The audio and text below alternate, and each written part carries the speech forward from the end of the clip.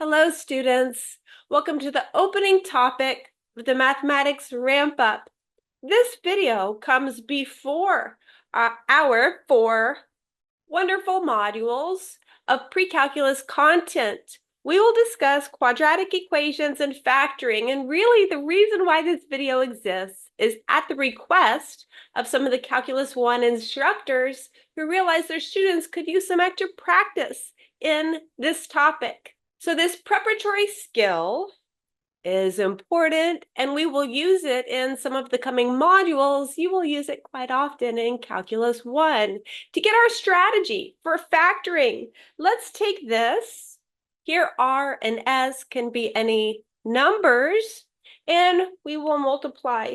So we multiply the two first. We have x squared, and then the inner plus rx, the outer plus sx, and then the last is r times s, which we can write as x squared plus r plus s times x plus rs. Okay, let's highlight. So here is r plus s and r times s. Therefore, in order to factor x squared plus bx plus c, and it's important to note here, the coefficient in front of the x squared is 1. Well, we try to find two numbers. Let me highlight accordingly. Here's the c, and here is the b. We try to find two numbers, capital R and S, with, well, if you add them, we get little b, and if you multiply them, we get little c. Okay, so let's practice this here. We want to factor x squared plus 10x plus 24. Okay, we want to find two numbers that multiply to 24 and add to 10. Well, you could try 12 and 2, but that adds to 14, so that's not correct. We could try 6 and 4. That adds to 10. Okay, wonderful. So we get 6 and 4. Maybe I will write as a note exactly what I said. So note, if we add 6 plus 4, we get 10. And if we multiply 6 times 4, we get 24. And we can highlight these, the 24 and 10. So this is our strategy when we have this coefficient 1 in front of the x squared. Okay, so now let's solve each equation by factoring. I have 4 on this page. The first two, we see this coefficient 1 in front of the x squared. Now, solve by factoring. Well, we have quadratic equal to 0. So let's factor the left-hand side. Equals 0, x and x. Okay, we have minus 7 and we have negative 18. So I want two numbers that multiply to negative 18 and add to minus 7. When I see 18, I first think 6 and 3, but there's no way to get a minus 7 out of that. So the next thing I can try is 9 and 2. And I could make a 7 out of 9 and 2. So we'll have to worry about our signs. 9 and 2. Well, let's try this. Okay, multiply, we get negative 18. And we add, we get negative 7. And so this works wonderfully. Well, now let's solve. We really have two possibilities here. Either x plus 2 is 0. Maybe I'll do that here. Either x plus 2 is 0. We get x equals negative 2. Or x minus 9 is 0. We get x equals 9. So my final answer, we have two solutions, negative 2 and 9. Okay, very nice. Let's move on. So we have negative 35 and 2. Let's factor the left-hand side, very much like we just did in the last one. Now, observe, because we have this minus sign here, I'm going to have a minus something and a plus something because I have two numbers that multiply to a negative number.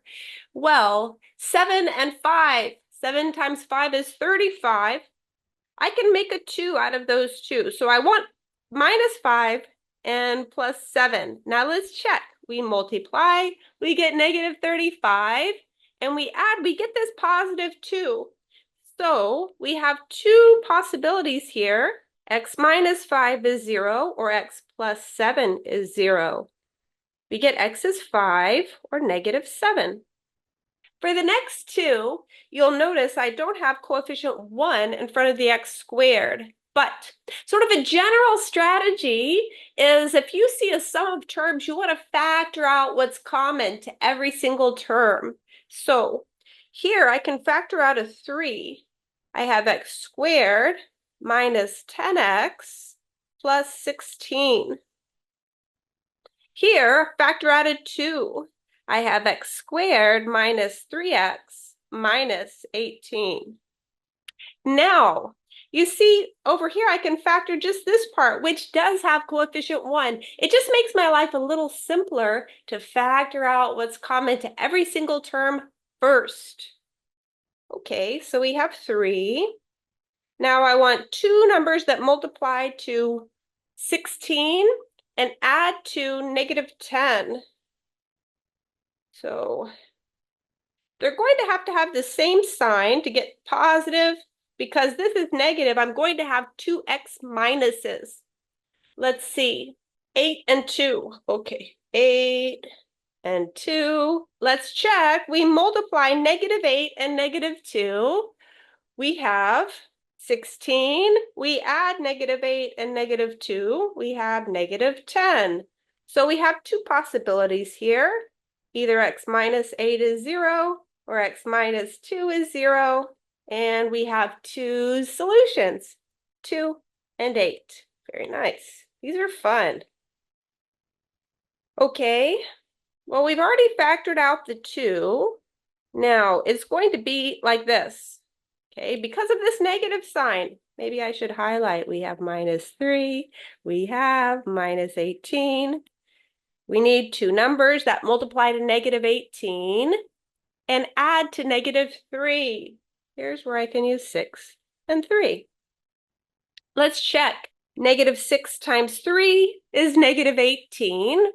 Negative 6 plus 3 is minus 3. We have factored correctly. Now we have two solutions, 6 and minus 3.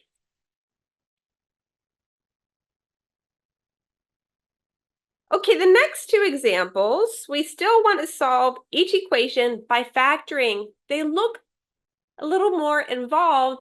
We like solving polynomial equals 0 because we can just factor the polynomial and then set each factor to 0 separately. So I need to start by adding 8 to both sides. 3x squared plus 14x plus 8 equals 0. Well, unlike the last two examples, I don't have 3 as a common factor to every term. So we have to think a little bit differently here in order to factor this. It will not just be x and x, because if you multiply x and x, we have x squared. So to get a 3x squared, we will have a 3x and an x, like this. So far, this is what's different than the examples we've done previously, but we have the 3x squared as our bursts. Now, we still want two numbers here that multiply to 8. However, if you think about inner and outer, you're going to have 3 times this number plus this number to be 14. So let's just begin by thinking about what numbers can multiply to 8. We could have 8 and 1 or 4 and 2. If we try 8 and 1, put the 8 and the 1. Here I would have 24 and 1. That's 25, which is not 14. If you try the 8 and 1 here, we have 8 plus 3, which is not 14. So then you could try 4 and 2. We have 6 plus 4. That's 10, which is not 14. 12 and 2. Okay, finally. Some of this is kind of trial and error. And just as you saw me trying different things, don't be afraid to just try. Now we can check. We have 2x plus 12x gives us 14x. We have this 8, multiply, and then we have 3x squared. Hooray! Now we have two possibilities here. Either 3x plus 2 equals 0, or x plus 4 equals 0. We get x is -4. Or subtract 2 and divide by 3. So -2/3. That one was definitely the most work we've had so far. I will comment that you could also use the quadratic formula if you don't like factoring things with a coefficient different than 1 here, and we will talk about that momentarily. Okay, next one is here. So first, we want to subtract 40x from both sides. We have 4x cubed plus 36x squared minus 40x equals 0. Well, you'll notice this is not a quadratic equation. This is degree 3. We have a cubic equation. Nonetheless, we can still solve by factoring. So what I'm going to do is factor out what's common to every single term, just like I did here and here. Now, in this one, what's common to every single term is 4x. So let's factor out 4x. We have x squared. We have plus 9x minus 10 equals 0.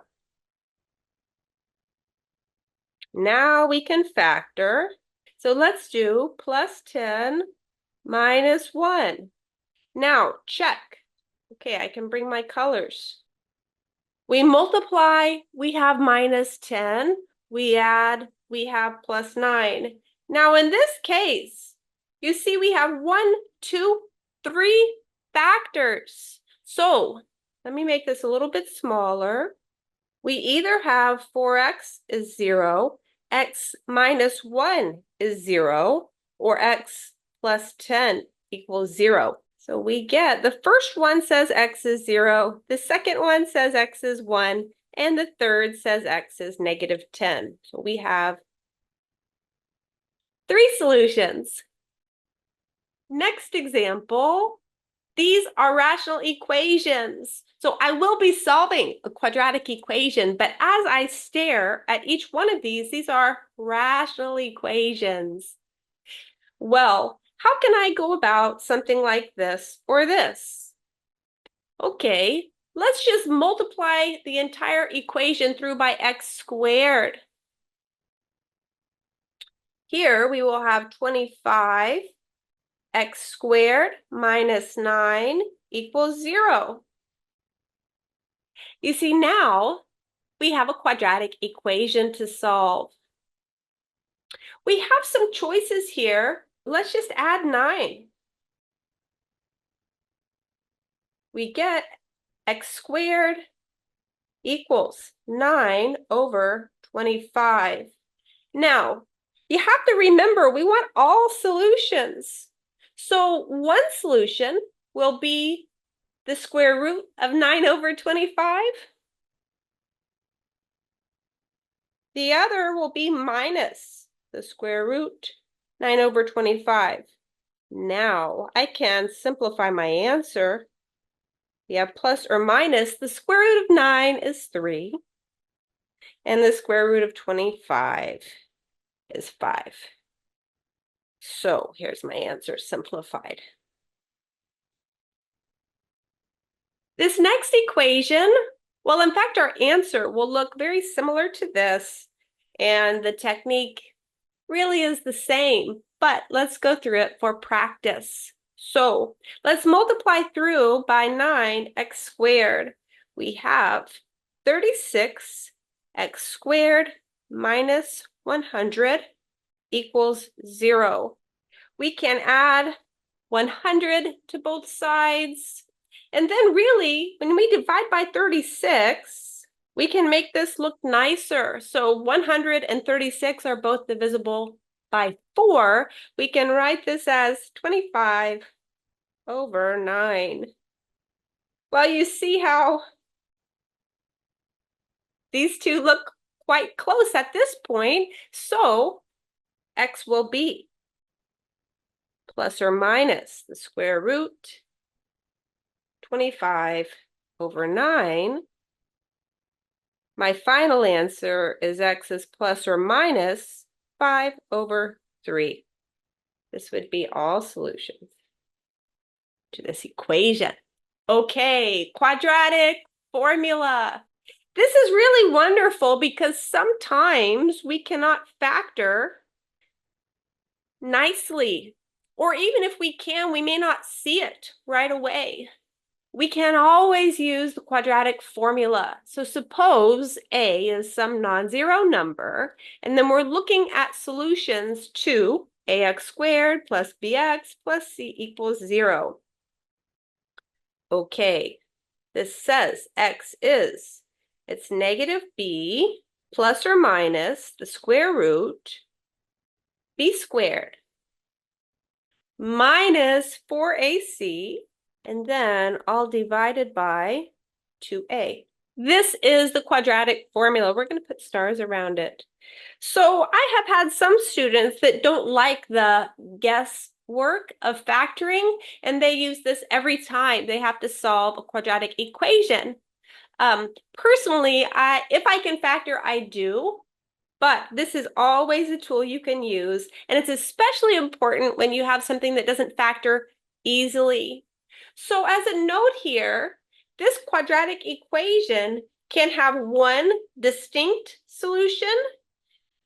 This is when, well, what's underneath the radical, which is called the discriminant, is 0. So we can write that when b squared minus 4ac is 0.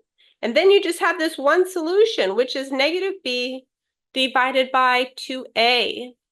The quadratic equation can have two solutions. This is when this discriminant is positive, so that you get negative b plus and minus some quantity all over 2a.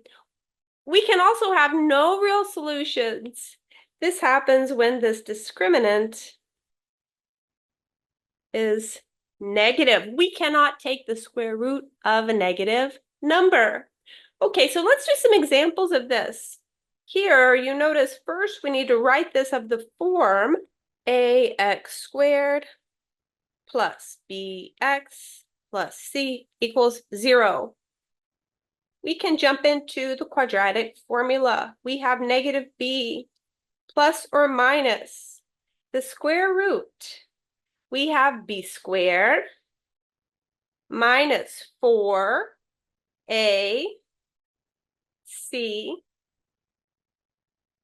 all over 2a. Typically, we don't want to leave our answer like this. We would want to make this look a little bit nicer. So I have negative 5 plus or minus. So you notice this number here is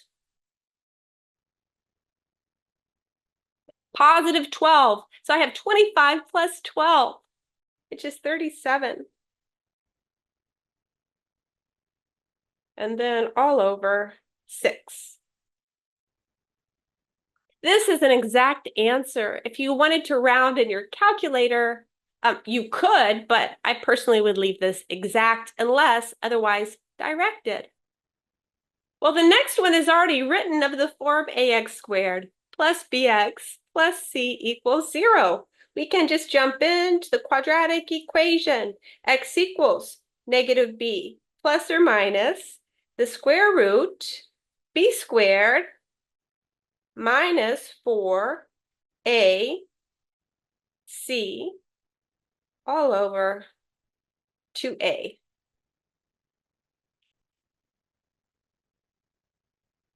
Uh-oh. So if you look at this, we run into an issue here because 36 minus 4 times 29 is negative. So we have no solutions to this quadratic equation. This would be our answer here. This discriminant is negative. Therefore, we have no solutions. Okay, this is our last one. My goodness, this is not a quadratic equation. We have a degree 5 polynomial set equal to 0. How can we go about this? Remember, our first strategy in looking at something is factor out what's common to every single term. So let's do that here. What's common to every single term is x cubed. Factor out an x cubed. Then we have 5x squared minus 7x plus 1. X cubed equals 0 means x equals 0 is a solution. Then, to get the other potential solutions, we look at this. Equals 0.